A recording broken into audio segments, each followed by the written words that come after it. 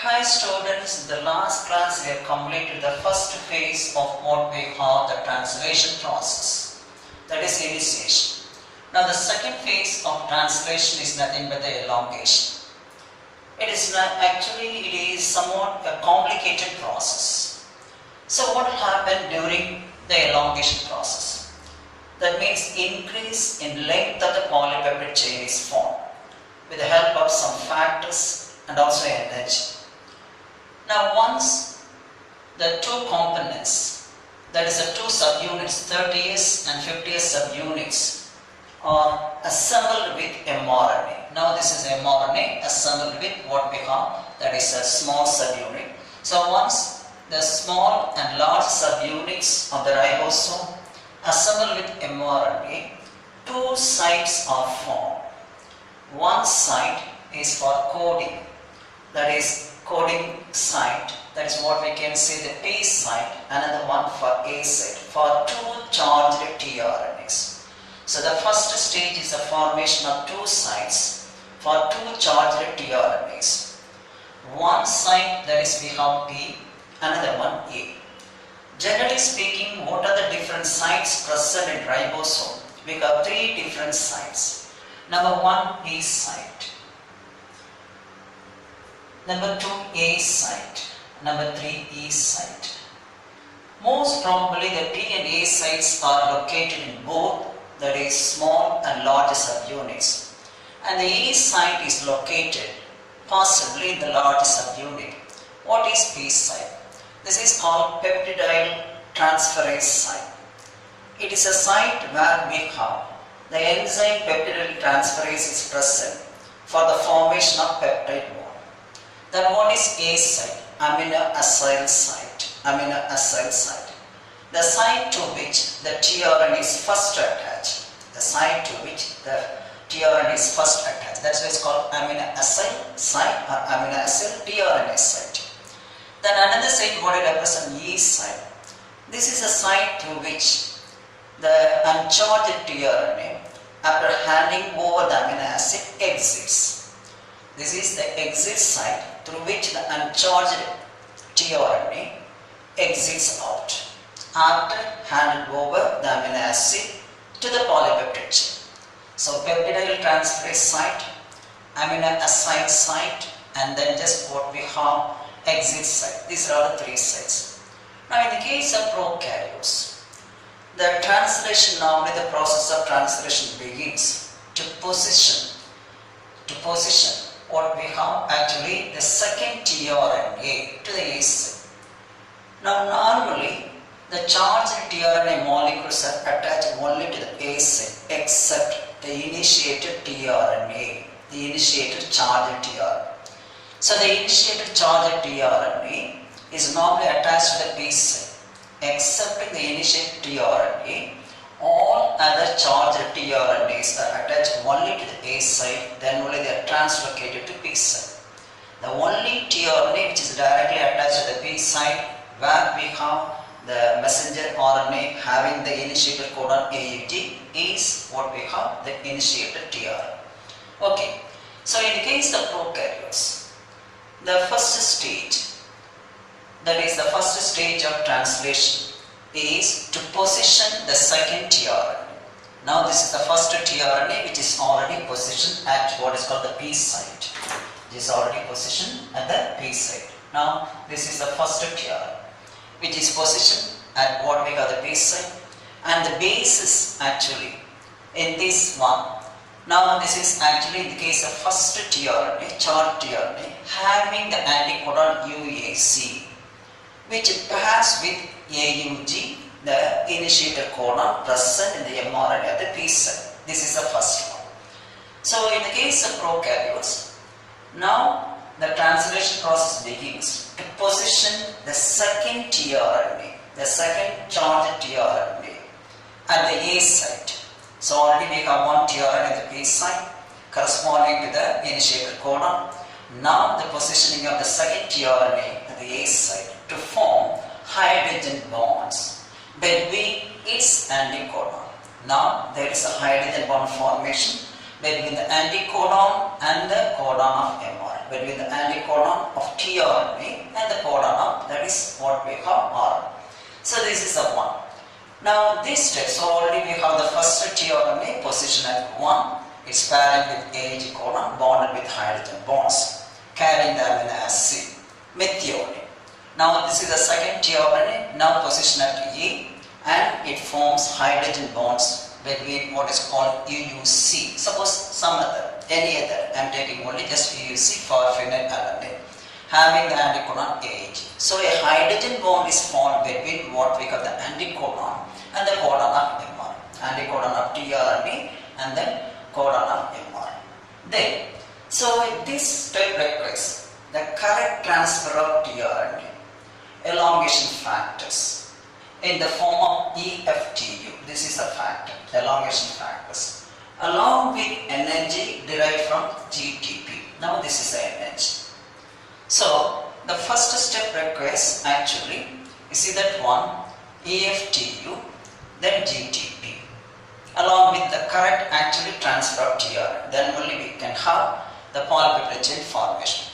So in the first actually the diagram I represented, the second charge tRNA has entered A site, what I mentioned. Already we have the first tRNA placed at position 1 at the base site. Now the second tRNA entered the A site, and this is facilitated by the factor, elongation factor T. Now the first elongation step commences. First elongation step means nothing but actually the formation of the first peptide. Formation of first peptide, that is between the first and second amino acid. This is called first elongation. So the first elongation step commences. Now what will happen?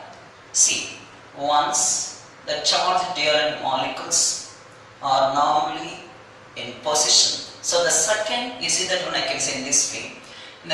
Once the second charged tRNA is positioned at the A site, what will happen? Now we have an enzyme, what is called peptide transferase, present in the B site, peptide transferase. It normally catalyzes the formation of peptide bond between the first and second amino acids. Now this is the first amino acid carried by the tRNA, this is the second amino acid carried by another tRNA. Now you see here a peptide bond catalyzed, a peptide bond which is catalyzed by peptide transferase. So once you have the second charged tRNA's position at A site, now this is the second one.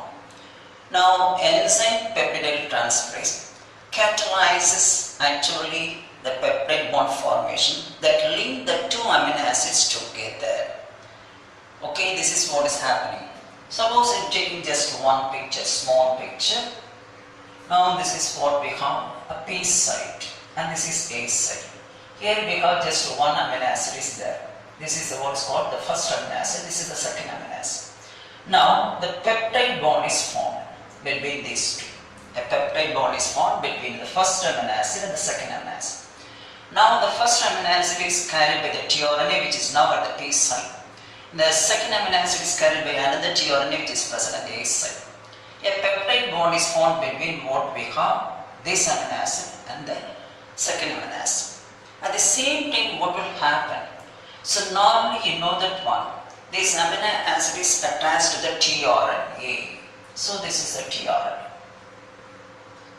Now this is the amino acid attached to the tRNA. Now the bond between the amino acid and the tRNA, what's the covalent bond, is hydrolyzed. The first one, formation of peptide bond between the first and second amino acid, CONH bond. This is CONH bond, peptide bond. At the same time, now what is happening? The amino acid which is attached to the tRNA, that is by means of hydrogen bond, is what is called hydrolyzed. It's being broken. Now we see that one here. As a result, with the help of peptide bond, what is the end product of this? We have the formation of dipeptide. The dipeptide is attached to the 3' end of the second tRNA. Now this is the second tRNA. Now you see that one, this is the dipeptide. Now this bond is produced by this enzyme. Now this is what we have, a dipeptide. A dipeptide is one which is formed of two amino acids bonded together. Now the end product of this process, the formation of dipeptide, which is attached to the 3' end, the tRNA still residing at the A site. So after the bonding, what will happen? The uncharged tRNA is released from the P site. Now we have the translocation. The tRNA is carried to what is called the E site, the exit site. From where it is being released from the large what is called the subunit. That's why I represent here a dipeptide bond forms uncharged tRNA moves. So a dipeptide bond is formed.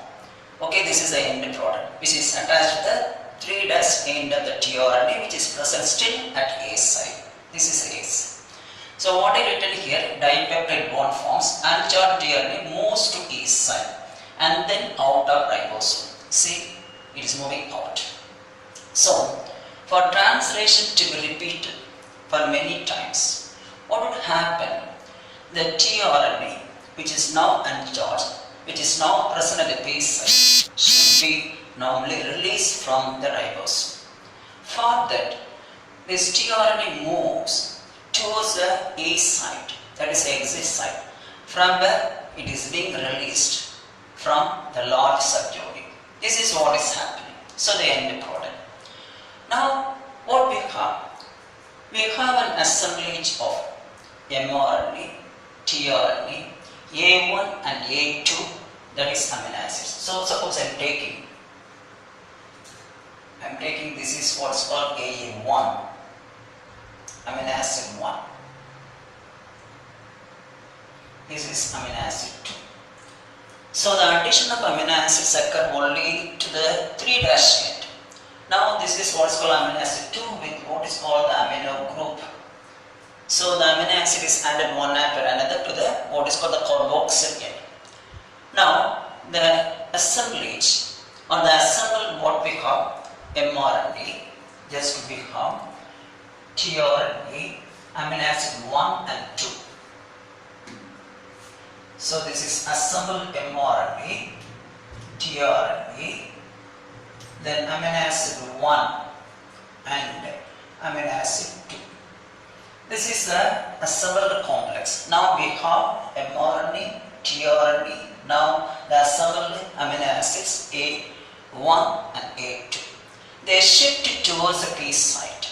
Now from the A site, they are being shifted towards the A site. They are being shifted towards the P site.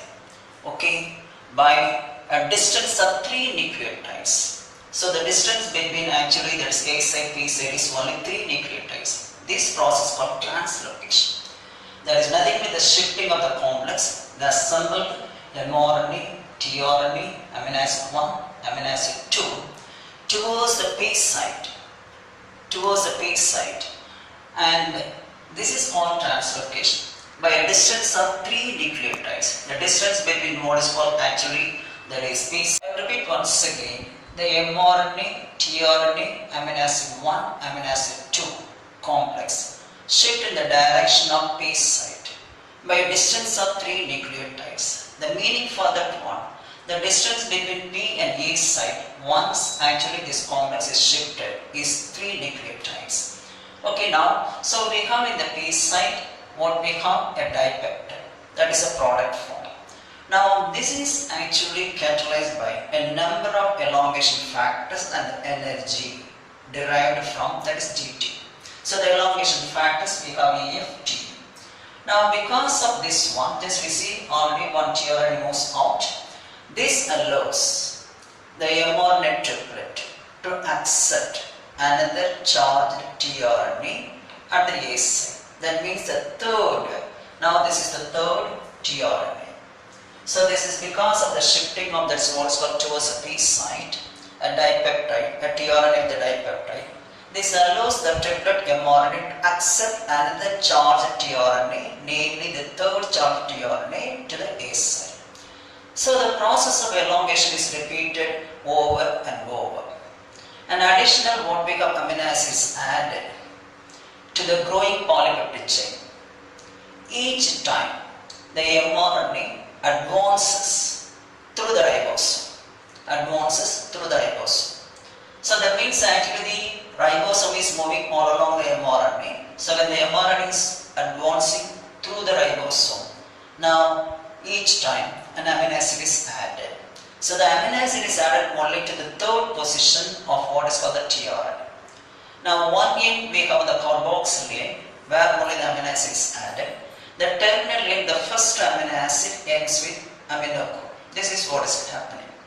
So once all actually the nucleic acids are arranged in the form of a polypeptide chain. So they emerges out from the large subunit. That's the end of what is called the elongation process. This is what we have. Now just will go through the diagrams. Now the formation of, you see that one, the first elongation process is nothing but the formation of dipeptide.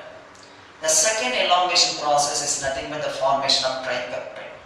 The third elongation process is the formation of what is called actually tetrapeptide, like this. The elongation, first elongation, second elongation. So first elongation ends by the formation of dipeptide.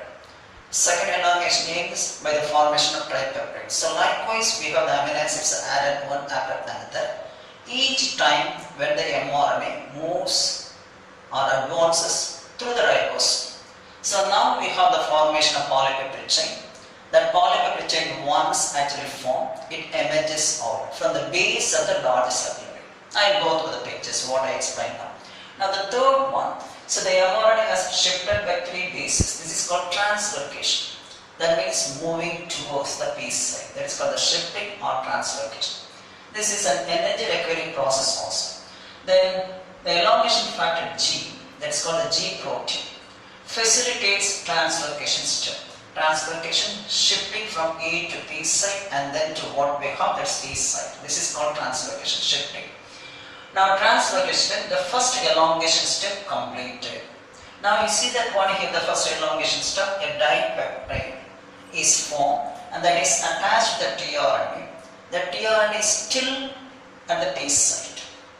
So this allows the entry of what we have, the third tRNA, the charged tRNA. This is the third charged tRNA to what we have, the site at A. Now we have just, this is what we have, the glycine at the A site.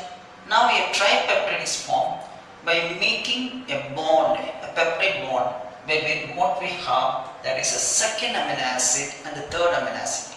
See, I represent just the first amino acid is already formed. This is a sequence of amino acids. We get the first amino acid is towards the N-terminal. The last amino acid attached to the terminal, what is called actually transfer tRNA, is the last amino acid. Now you see that one, this is a dipeptide formed already, present the base side. Now the third one enters in the A side. Now a peptide bond is formed. Here a peptide bond. This is a peptide bond is formed first. Then the breaking of what is called the hydrogen bond, the covalent bond. Just actually this is called the covalent bond between the amino acid and the tRNA. So there is no connection. Now it leads to the formation of a tripeptide. Now the second tRNA, the one which is uncharged, is moving towards the east side and then it is being released from the base of what is called the large subunit. So we have the elongation is repeated over and over. So a number of amino acids are joined together to form what is called a polypeptide chain. Suppose here the protein having 7 polypeptide chains. Now we have, this is the polypeptide. The first amino acid is formed with the first one towards N-terminal. The 7th amino acid is still attached to the tRNA by means of covalent bonds. Attached to the tRNA by covalent bonds, it is present in the base cell. If it is over, what is happening? The next event, the termination process occurs. Now I will repeat what is here. Now the third charged tRNA has entered A site, facilitated by the second elongation step. Facilitated by what we have actually GTP here I didn't write. That is what we have, the elongation factors and also GTP. This is what is happening. So a tripeptide is formed. Now the second tRNA. So this is the beginning of what is called actually, that is second elongation. First elongation ends by the formation of dipeptide. Second elongation ends by the formation of tripeptide, like that. See that one, tripeptide form, second elongation step completed. Uncharged tRNA moves to A site. Move to A site. So, this is uncharged tRNA moves to what is called actually not A site. It is being eliminated out. So, this is what we have the A site. Okay, make a correction. So, the uncharged tRNA, after handing over the amino acid to the entering what's called tRNA, charged tRNA, it moves towards the A site and then it is being sent out. And the last one I mentioned, polypeptide synthesized and exiting ribosome. That's the termination process. Well, just we'll have it later. So anyway, here there's one correction. You see that one. It's not moving to A site, it is moving to E site. And from where it emerges out through the A site from the base of what's called the large cell unit. So normally the P and A site present both in large and small cell units. As per the A site is concerned, it is present towards what we have the large cell unit for the exit of that is tRNA.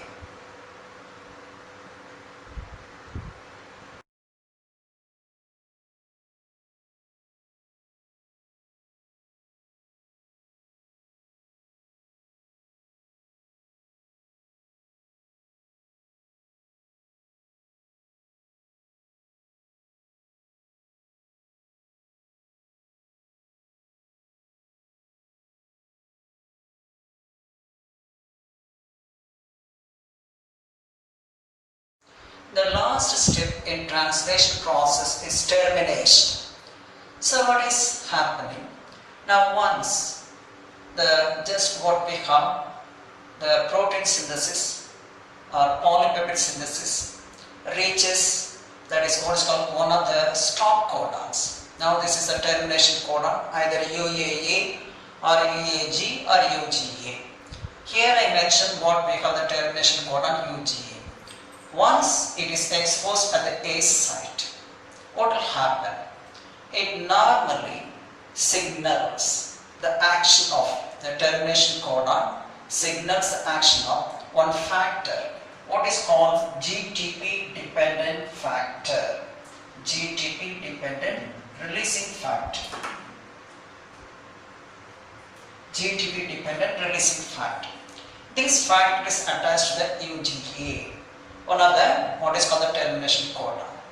So once this factor is activated, it releases or it cleaves what we have the polypeptide chain from the terminal what is called the tRNA, and also releases the polypeptide from the base of the large unit. So further events, so we have, that is first one, exposure of UGA codon at the A site, then it gives a signal to activate GTP dependent releasing factor. That factor just actually working in the presence of energy GTP, so it provides energy. By utilizing that energy, the releasing factor cleaves, that is breaks the bond between the terminal what is called tRNA, and also that's a polypeptide chain.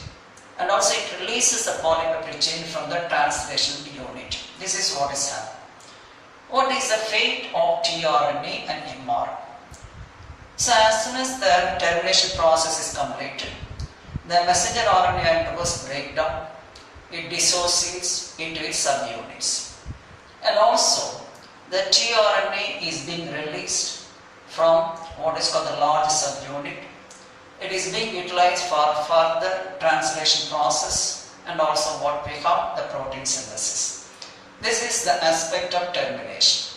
Okay, exposure of that is UGA at A site, then activation of releasing factor, then cleaving or release of polypeptide chain from that is what is called the large subunit, dissociation of mRNA, and now the tRNA is released. The energy for that process is provided by GTP, which is being hydrolyzed from GTP, phosphate and energy. Now we see the first diagram and given tRNA and polypeptide chain released. See the release of terminal tRNA through the what is called the A site. Sorry, my mistake. Through the A site, the exit site, and also this is the polypeptide. The second one we have number 1 GTP dependent termination factor activate by what is called the codon. What codon we have? The stop codon. Then the components, the two components separate along with what we have the mRNA tRNA. Then polypeptide folds into proteins. Now configuration occurs in polypeptide so that it becomes proteins. So these are all what happening during the process of termination. A 5 marks question.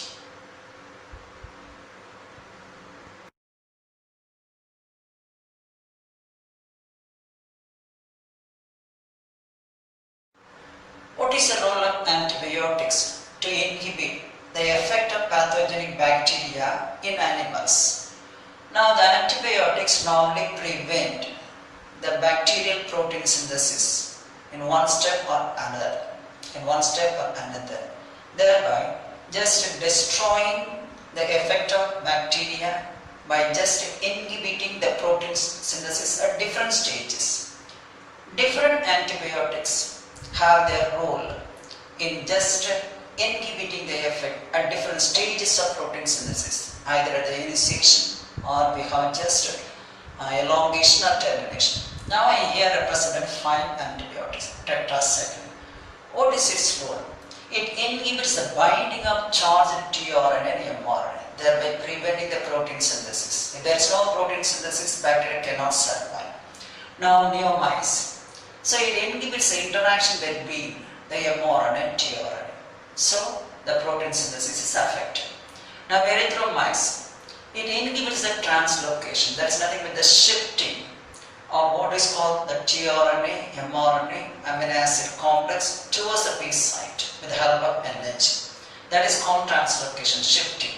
So it inhibits the translocation of mRNA through the ribosome. The moment the advances of actually mRNA through the ribosome is inhibited by this erythromycin. What is the role of streptomycin?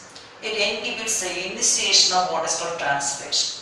Initiation is being affected, so the beginning stage is affected, no more protein synthesis. So it causes misreading. Now chloramphenicol, this is another one. It inhibits the activity of peptide transferase enzyme present in what we call the T site, and also inhibits the formation of peptide bond between the amino acids. Once the peptide transferase is affected, there is no formation of peptide bond from or between the two amino acids, so that the growing polypeptide chain is affected. So these are all the different antibiotics, how are they working to prevent what we call the protein synthesis, thereby reducing the pathogenic effect in animals. So with this I concluded about what we have, that is the protein synthesis, we have initiation process, then we have elongation process and termination process. Then we have to go for the next lesson, the gene regulation, we have in the next class. Okay, thank you.